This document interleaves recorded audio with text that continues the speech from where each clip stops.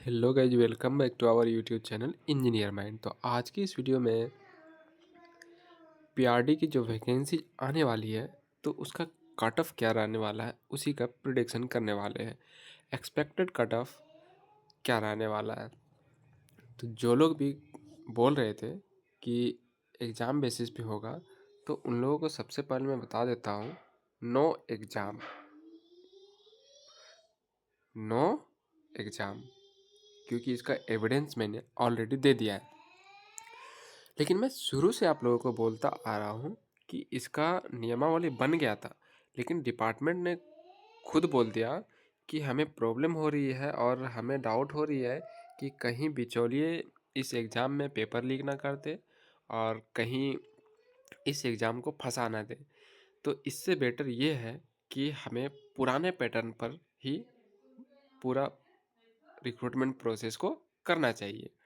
और अब वो चीज़ देखने को मिल रहा है। बोला गया था 72 आवर्स में आपको रोस्टर क्लियर करके देना है। 72 घंटे होने वाला है और उम्मीद करते हैं कि अब जो डायरेक्टर है उनके पास सभी रोस्टर क्लियर होके चला गया होगा, क्योंकि उन्होंने अल्टीमेटम दिया था कि वैकेंसीज को जल्दी से रोस्टर को क्लियर करना है, क्योंकि डिपार्टमेंट में बहुत ज़्यादा वर्कलोड है और वर्क पेंडिंग है। हालांकि ये सब चीज़ें इलेक्शन के टाइम में ही सुनने को मिलता है। इससे पहले वर्कलोड भी नहीं था डिपार्टमेंट पे और ना ही वर्क पेंडिंग था।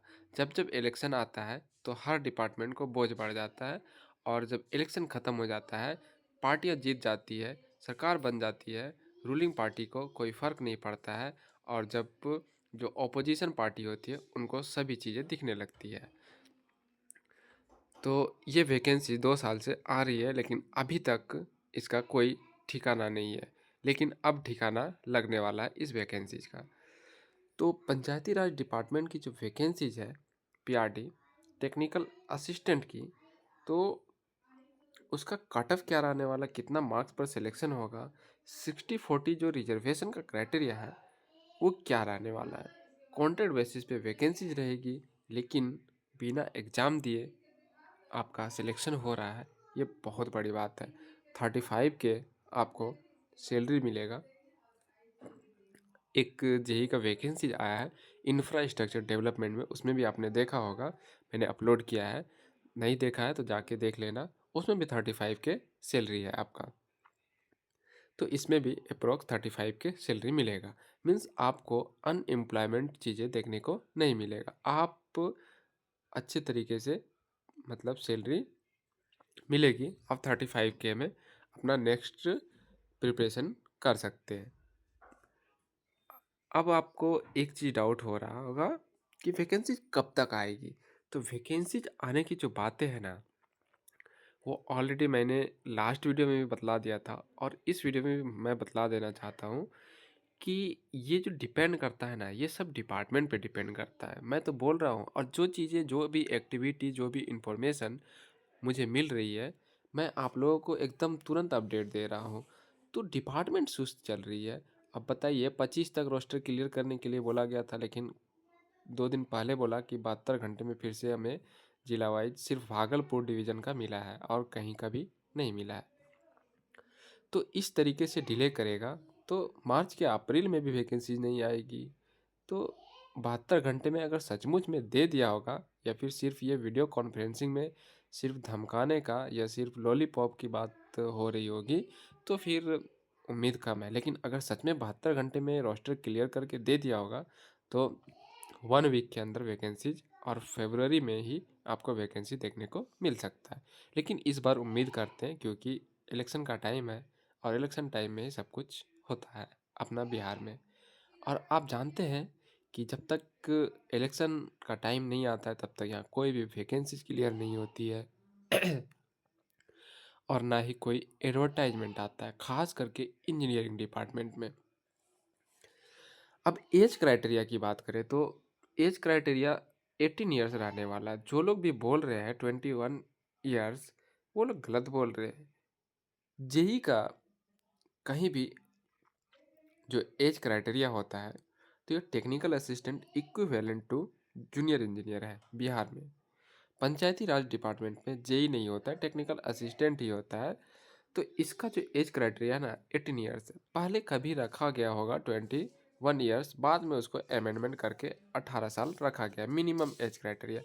मैक्सिमम की बात करें तो 37 जनरल कैटेगरी में आपको मिलेगा। 37 years maximum age criteria general category.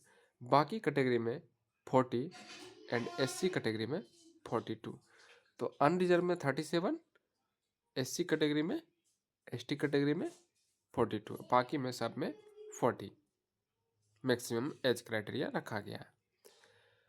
अब आपको कोई डाउट नहीं होगा, मुझे जहाँ तक लग रहा है वैकेंसी भी तो मैंने बोल दिया फरवरी में आ जाना चाहिए। अगर रोस्टर 72 घंटे में क्लियर करके दे दिया गया होगा तो, नहीं दिया होगा तो 72 घंटा होने वाला है, 72 आवर्स। तो अब देखिए क्या होता है, 1-2 दिन में पता चल जाएगा क्या कंडीशन है। इसके बाद जैसे ही कोई वैकेंसीज का अपडेट आता है मैं आपको ज़रूर बतलाऊंगा, क्योंकि ये वैकेंसीज जिन लोगों का बीटीएससी जेईई में सिलेक्शन नहीं हुआ है वो लोग बेसब्री से इंतज़ार कर रहे हैं।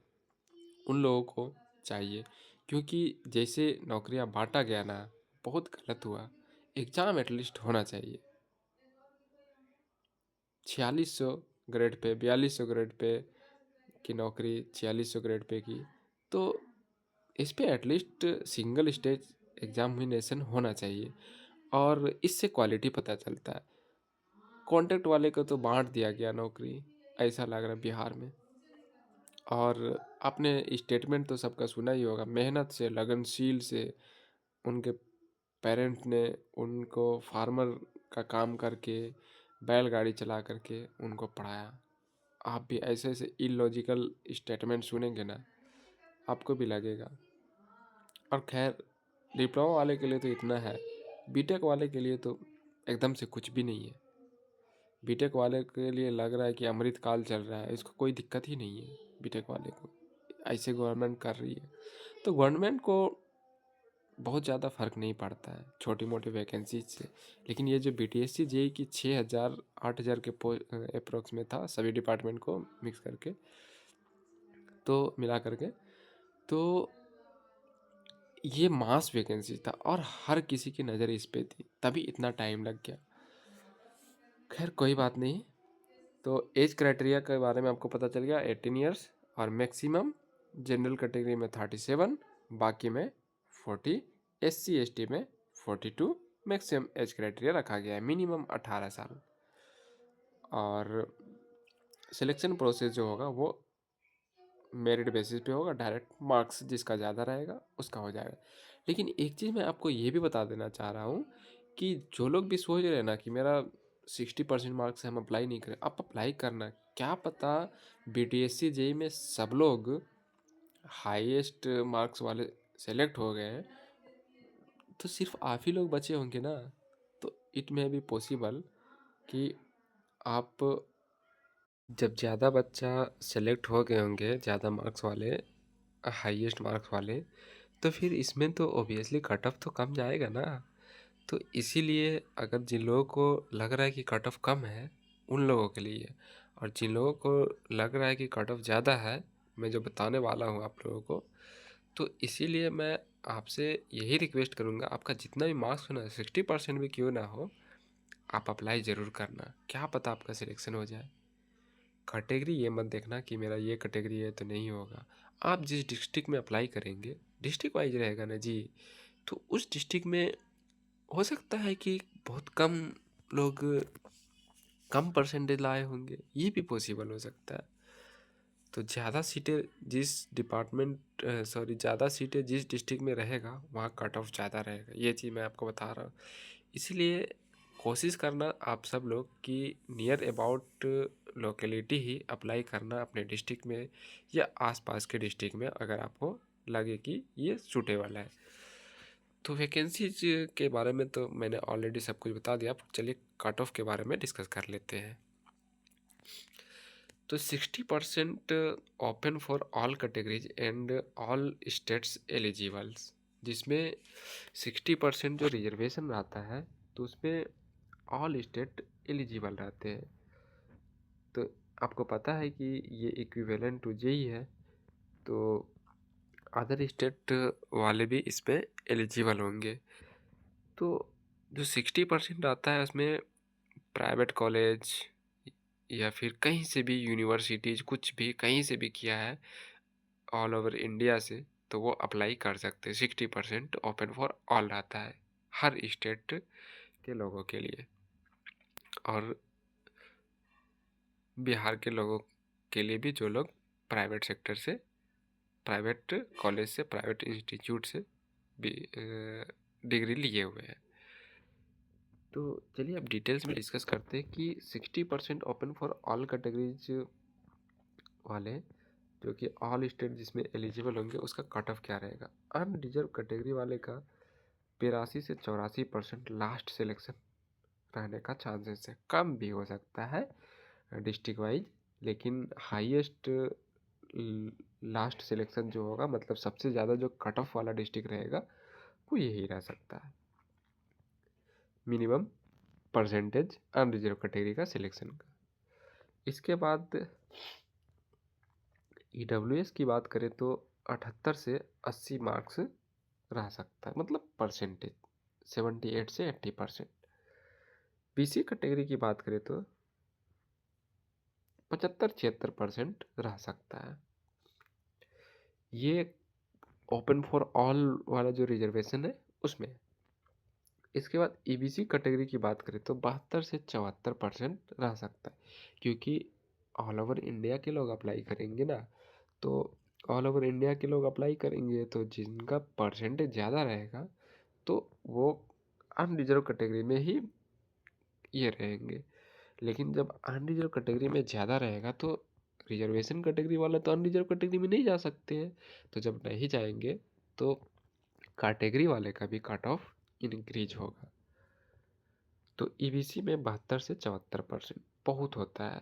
इतना एक नॉर्मल कैंडिडेट आराम से ला सकता है पॉलिटेक्निक में इतना परसेंट। एससी कैटेगरी में अगर आपका कोई भी परसेंटेज 60 से प्लस है तो वो लोग अप्लाई कर देना। मैं आपको यही बता रहा हूँ। एससी कैटेगरी में मिनिमम परसेंटेज जो डिस्ट्रिक्ट वाइज की बात करें तो वो 60% में सेलेक्ट हो जाएंगे, उन लोगों का सिलेक्शन हो जाए। अब फीमेल कैटेगरी की बात करें तो 5 से 6% इसका कैटेगरी वाइज आपका डिक्रीज कर दीजिए परसेंटेज, वो आपका हो जाएगा। इसके बाद 40% reserve for government college of Bihar. तो ये 40% जो है ये बिहार के पॉलिटेक्निक कॉलेज से, जीपी से जो भी डिप्लोमा किए हैं उन लोगों के लिए रिजर्वेशन में रिजर्व कर दिया गया। तो उन लोगों का कट ऑफ थोड़ा कम जाएगा। और मैं कम इसलिए बता रहा हूँ क्योंकि पीटीएससी जेई में हाईएस्ट क्वालिफिकेशन वाले, हाईएस्ट परसेंटेज वाले वो लोग सेलेक्ट हो चुके हैं ऑलरेडी।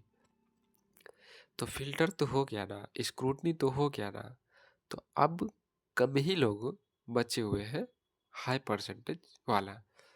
तो अनरिजर्व कैटेगरी में 78 से 80 मार्क्स वाले का सिलेक्शन होने का चांसेस ज़्यादा है।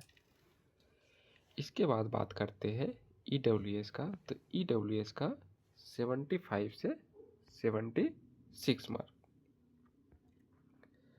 इसके बाद बीसी में 70 से 75। इसके बाद ईबीसी में 68 से 70। एससी कैटेगरी में 64 से 66% अगर मार्क्स है आपका तो आपका सिलेक्शन होने का चांसेस ज़्यादा है। किसी किसी डिस्ट्रिक्ट में 2-3% कम भी रह सकता है। किसी डिस्ट्रिक्ट का जो कट ऑफ है परसेंटेज का वो कम जाता है, किसी का ज़्यादा चला जाता है। तो कहीं पर आपको 80% भी देखने को मिलेगा अनरिजर्व कैटेगरी में। ऑल फीमेल कैटेगरी की बात करें तो प्लस माइनस 4% आपको देखने को मिलेगा। -5% 4% आप कम कर दीजिए तो हर कैटेगरी में ये फीमेल कैंडिडेट के लिए ये कट ऑफ रहने वाला है। उम्मीद है आपका जो भी क्वेरी डाउट है वो सब क्लियर हो गया होगा। तो आपसे एक रिक्वेस्ट है, मेरा तो मन नहीं कर रहा था बनाने का, बट बहुत मुश्किल से सोचा वीडियो रिकॉर्ड कर देता हूँ, और बहुत मतलब आवाज़ भारी हो गया, मन भी भारी है, फिर भी बना दिया। तो आपसे यही यही रिक्वेस्ट है कि चैनल को सब्सक्राइब कर लेना अगर हमारे चैनल पर नए हैं, तो वीडियो को लाइक कर देना और शेयर कर देना, ताकि इसी तरह का जो भी अपडेट्स होगा वो सबसे पहले आप तक आसानी से पहुंच सकेगा।